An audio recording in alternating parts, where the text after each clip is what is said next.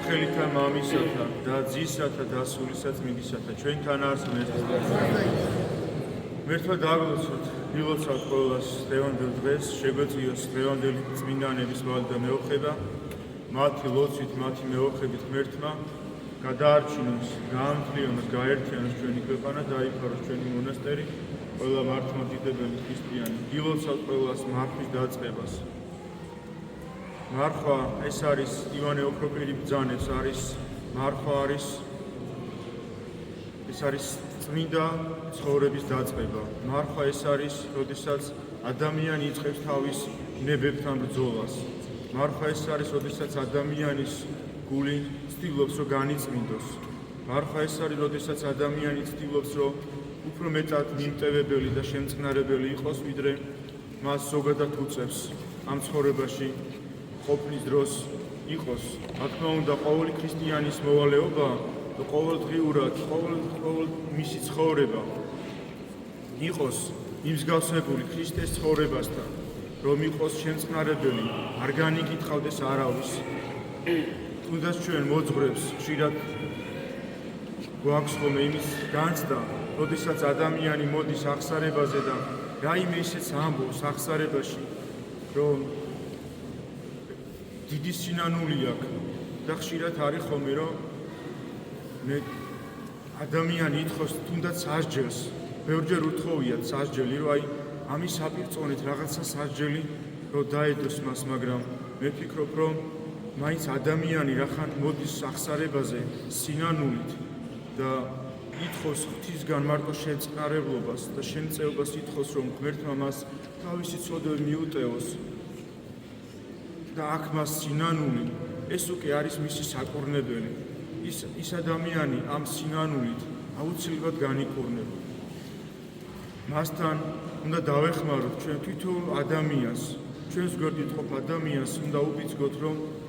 თუ ხედავთ და თუ გული შევტკივ ადამიანზე და გვაქვს სიყვარული ის ადამიანი ჩვენ სიყვარულით უნდა ვამხილოთ არა ისე რომ ქედმაღლობით და უთხრათ რომ აი შენ ესე იქცევი ცუდად ცხოვრობ და აი რაღაცა მაგალითებით არა ან საკუთარი მაგალითით არა აი სიყვარულით უნდა უთხრათ და ვამხილოთ ეს ადამიანი რომ მან იგრძნოს რომ მართლაც მის ცხოვრებაში რაღაც უნდა შეიცვალოს იმიტომ რომ სადაც არის სიყვარული და სადაც არის თანადგომა და გრძნობს ის ადამიანი ამ თანადგომას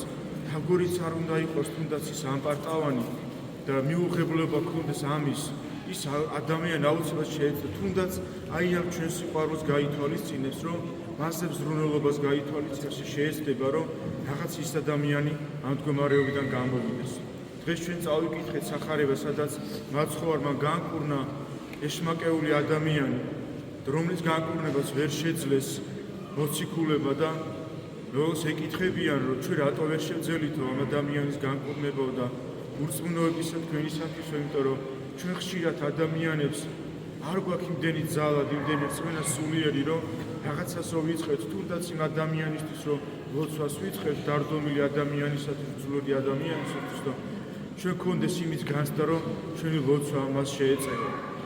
და რა თქმა უნდა გვწამდეს უნდა გვჯეროდეს რომ თითოეული ადამიანის ლოცვას ისმეს უფალი დღევანდელ სახარებაში იყო კიდევ რომ მაცხოვარი ჩვენი ბრძანებს რომ მსგავსი ადამიანები როდესაც ადამიანი არის დაუძლურებული არის შეპყრობილი ბოროტი ძალისგან განიკურნება მხოლოდ ლოცვითა და მარხვითო და ლოცვას და მარხვას ძალიან დიდი ძალა აქვს მარხვას განსაკუთრებით არის მარხვა არის წმინდა ცხოვრების დასაწყისი შეიძლება ვერ შევძლოთ ისე ღირსეულად მარხვის დაცვა მაგრამ ამ ქვეყანას ხორციელი მატერიალური ხორციელი სანოვაგის თავშეკავებით ჩვენ შევეცდებით რომ რაღაცნაირად ვისწავლოთ კიდევ ის სულიერი მარხვაც რომელიც უფრო მნიშვნელოვანია ხორციელ მარხვაზე მაგრამ ეს ხორციელი მარხვაც გვასწავლის თავშეკავებას და თავშეკავება კიდევ ნებისმიერ ადამიანისათვის აუცილებელია მოთმინება განსაკუთრებით მარხვაში რო არ განვიკითხოთ ადამიანები შეიძლება ჩვენ არ მივიღოთ ის საზრდო სამარხო ვიმარხოთ და არ მივიღოთ ის სახსნილო საკვები მაგრამ უნდა შევეცადოთ რომ ამან ადამიანები არ განვიკითხოთ ადამიანები არ შეურაცხყოფთ, ადამიანებს არ დავცინოთ. ეს არის ყველაზე მნიშვნელოვანი მართვა ჩვენს ცხოვრებაში, იმიტომ რომ ხორციელი მართვა ვერ შეძლოს ადამიანმა და როდესაც წავსდგებით ღვთის წინაშე, არ მოგკითხათ უფალი, აი შენ ამ დღეს მართვა დაარღვიე, ან ვერ იმარხე თუნდაც მარიამობის მართვა, მაგრამ მოგკითხა საოცრ სულიერ მართვას და განვიკითხებით, ჩვენივე განკითხვით, აი როგორც ჩვენ განვიკითხავთ ადამიანებს, როგორც ჩვენ გვაქვს უძლურება რაში გვაქვს, რომ ყოველთვის სხვა ადამიანის ცხოვრებით ვართ დაკავებული. ჩასაფრებულები ვართ ჩვენს გარშემო ადამიანების ცხოვრებით, რომ უყუროთ მათ ისინი როგორ ცხოვრობენ, რა არის მათი ცხოვრების წესი, რა არის მათი ცხოვრების მიზანი და ხშირად როდესაც მეგობრების შეკრება ხდება ამ ადამიანების განკითხვა, გარჩევა მათი ცხოვრების და რა თქმა უნდა შეურაცხყოფა ხდება ამ ადამიანების და უფალს ეს არ მოსწონს. უფალს არ უყვარს ესე ადამიანი, როდესაც სხვა ადამიანს განიკითხავს, იმიტომ რომ თქვენ იცით რომ მრუში ადამიანი არ განიკითხა. თქვენ იცით რომ მეზვერე რომელიც სხვას ართმევდა და თავისთან სარგებლობაში მოქონდა ეს წართმეული, ის ადამიანიც კი მოაქცია და სასუფეველში მის მოციქულად დაადგინა. თქვენ იცით რომ მაცხოვარმა არ განიკითხა და ავაზაკი პირველი შეიყვანა სასუფეველში. ყველაზე პირველი შეიყვანა იმ დიდ წინასწარმეტყველებზე და მამამთავრებზე, რომლებიც მოელოდებოდნენ ღვთის სამქვეყანაზე მოვლინებას და ღვთის დიდებაში მყოფობას და ისინიც კი ჯერ ჯოჯოხეთში იყვნენ, მანამდე ავაზაკი შევიდა 64-ში. აი ეს არის ღვთის მოწყალებას არა აქვს საზღვარი და თავარია თვითონმა ჩვენგანმა ვითხოვოთ ღვთისგან შეწყალება. უნდა ვაგრძნობინოთ უფალს, რომ იმ ჩვენი ჩადენილი ცოდვას განვიცდით, რომ ჩვენი ძმის წინაშე ჩადენილ ცოდვას განვიცდით და რომ გვინდა, რომ მოგვიტევოს იმ ადამიანმაც, ვის წინაშე შევცოდეთ და მოგვიტევოს უფალმა ჩვენი ჩადენილი ცოდვები და აი ეს სინანულით უნდა დაიწყოთ მართვა, არა ამპარტავნებით, სინანულით, ურთიერთას მოკითხვით. მე ვიცი ადრე უწმიდესმა ასეთი კურთხევა გასცა წლების წინ, რომ ერთმანეთიო დილითო მოიკითხეთო, ასეც იყო ნათქვამი, რომ უწმიდესად ნათქვამი, რომ დილითო დარეკეთო ნომერზეო და ვინც გიპასუხებთო უთხარითო მასო, რომ ძალიან გიყვართო. აი ესე ავრცელებდა ჩვენი პატრიარქის სიყვარულს, ერთმანეთის მიმართ სიყვარულს, იმიტომ რომ ადამიანს უნდა დაანახო, რომ მის მდგომარეობას, მის ცხოვრებას გაეცნი, რომ მისი მყოფობა შენ ცხოვრებაში რომ მნიშვნელოვანია. მით უმეტეს ეხლა ამ ეპოქაში, ამ დროში გვაქვს ამის უნარი და ამის შესაძლებლობა, 1000 საშუალება არსებობს, რომ ადამიანის დავიწყებული ადამიანი, თუნდაც წლები არის დაკარგული ჩვენ ცხოვრებაში და არ გამოჩენილა, არ ვკითხულობთ, იმიტომ რომ ხშირად ამპარტავნება გვაქვს ჩვენ, რომ მისგან ველოდებით ჩვენ მოკითხვას, მისგან ველოდებით ჩვენ,